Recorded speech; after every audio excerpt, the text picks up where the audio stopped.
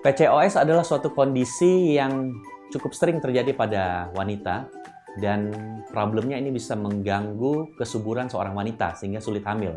Tapi jangan khawatir, hal ini bisa kita obati sehingga orang-orang yang PCOS asal mau mengikuti treatment dengan baik, mau mengatur pola hidupnya, cara makan, cara istirahat, mensnya bisa kembali teratur, nanti insya Allah dia punya kesuburan bisa kembali seperti sedia kala.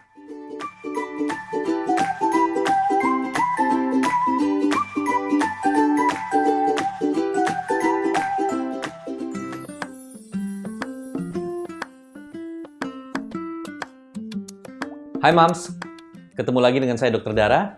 Kali ini saya akan menjawab pertanyaan yang sudah Mams kirim ke Instagram teman Bumil tentang PCOS. Tapi sebelumnya jangan lupa subscribe dan nyalakan dulu loncengnya. Oke, pertanyaan pertama dari @tresnawidi. PCOS itu apa ya, Dok? Jadi PCOS ini singkatan dari Polycystic Ovarian Syndrome. Ini adalah suatu kondisi di mana terjadi ketidakseimbangan hormon pada wanita usia reproduktif. Jadi ini tidak terjadi pada anak kecil ataupun pada perempuan yang sudah senior atau menopause. Maksud itu gimana hormon nggak seimbang? Ada hormon androgen, yang hormon androgen ini hormon yang lebih dominan pada pria, itu menjadi dominan pada penderita PCOS, sehingga tanda-tanda seks sekunder pria, contohnya tumbuh rambut-rambut halus di tangan, mungkin di badan atau di kaki, itu menjadi nampak pada perempuan yang menderita PCOS. Pertanyaan kedua dari @Reni Puspi. Apa penyebabnya seorang mengalami PCOS? Sejujurnya masih belum banyak informasi kenapa bisa terjadi PCOS, tetapi ada dua hal yang kita bisa kira-kira ya, kenapa ini bisa terjadi. Satu, karena kelebihan hormon insulin. Kedua, karena faktor genetik. Jadi bisa saja seorang ibu yang mengalami PCOS dulunya, dia punya anak perempuan, bisa saja itu bersifat menurun ke anak perempuannya. Pertanyaan ketiga dari @Rikara Rahma. Apakah PCOS rentan keguguran? Pada usia berapa biasanya terjadi? Jadi PCOS ini bisa saja memang menyebabkan keguguran karena ketidakseimbangan hormon ya. Dan keguguran itu umumnya terjadi kehamilan di bawah 5 bulan.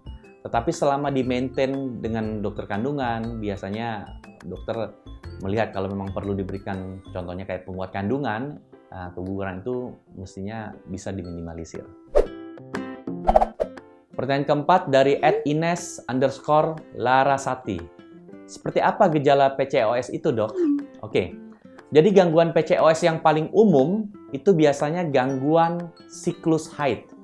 Biasanya haidnya itu menjadi jarang-jarang, di mana biasanya orang haid itu taruhlah kurang lebih 1 bulan 1 kali ya, per 28 hari, tetapi ini bisa lama nih.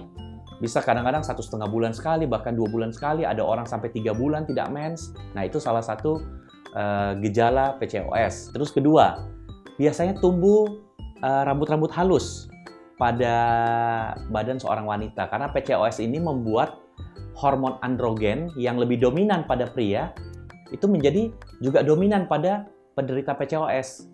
Androgen itu hormon pria yang membuat tanda-tanda seks sekunder pada pria, contohnya rambut-rambut halus gitu ya, yang biasanya ada di tangan, di badan atau di kaki, itu kadang-kadang perempuan tersebut suka tumbuh tuh rambut-rambut halus. Jadi kalau ada mams yang ada rambut-rambut halusnya, mensnya nggak teratur, kita harus pikirkan ke arah sana. Ketiga, tanda PCOS itu kalau umpamanya dia kegemukan, dia overweight, itu juga harus hati-hati. Itu lebih rentan kemungkinan untuk menderita PCOS.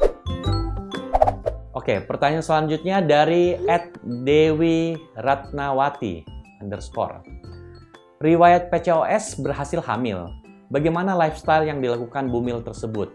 Oke, jadi salah satu masalah PCOS ini bisa saja menyebabkan terjadinya diabetes mellitus gestasional atau kencing manis dalam kehamilan dan hipertensi dalam kehamilan. Oleh sebab itu, pola makan untuk meminimalisir resiko kencing manis, meminimalisir hipertensi, itu harus dilakukan sama ibu-ibu yang punya riwayat PCOS. Jangan makan yang manis-manis berlebihan, jangan makan goreng-gorengan yang berlebihan, kurang lebih seperti itu. Selanjutnya dari @ceo_farah. Apa saja pantangan makanan atau minuman penderita PCOS? Yang harus dihindari adalah makanan-makanan yang terlalu manis, termasuk buah ya, buah-buah yang terlalu manis, contohnya kayak durian juga harus hati-hati. Dan juga makanan yang terlalu asin, terlalu bergaram ya, untuk mencegah jangan sampai dia hipertensi. Pertanyaan selanjutnya dari @Oktarina Citra. Apa yang harus dilakukan wanita pengidap PCOS agar bisa hamil? Jadi gini, biasanya orang yang PCOS itu kan masalahnya mensnya nggak teratur. Jadi nomor satu, dia harus diatur supaya mensnya teratur. Kalau mens nggak teratur, kita bisa sulit tahu kapan perempuan ini suburnya. Kan kalau orang mensnya teratur, 1 bulan 1 kali, umpamanya orang bilang, saya mens biasanya setiap tanggal sekian dok. Paling nanti bulan berikut maju lagi 2 hari. Dokter bisa kira-kira nih, ini kapan nih waktu suburnya. Tapi kalau orang PCOS, dia itu bisa 1,5 bulan, 2 bulan, bahkan lebih daripada itu tidak mens. Sehingga dokter bingung, ini kapan suburnya nih orang. Jadi nomor satu, itu harus diatur dulu mensnya. Bisa dengan cara olahraga, lifestyle ya. Jadi lifestyle itu mengatur pola makan, olahraga, dan pola tidurnya harus bagus supaya hormonnya kembali normal. Dan yang kedua bisa dibantu dengan penggunaan obat-obat hormonal untuk mengatur siklus mensnya. Oke Mams, kalau Mams suka dengan video ini jangan lupa di like, komen, dan share videonya.